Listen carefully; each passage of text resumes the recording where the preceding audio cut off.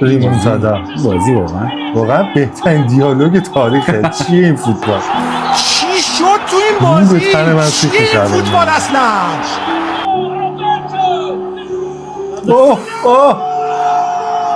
چی نمیشه گفت خدا وکیل. لعنتی. امان از این گل. این همچین مرور خاطرات میاد جلوی چش آدم. انگلستان جوهارت. بیماری اوه پیرن یعنی انگار یه ورزشگاه به یخ ریختی قشنگ. این کامبک. یه درصد هیچ کس فکر این کامبک این رو سال نمی‌کرد. اول والورده. آره بنده خدا سلطان کامبک های نامنظم. اما چه خبر؟ اوضاع چطوره؟ سکوت. فقط میتونم سکوت کنم.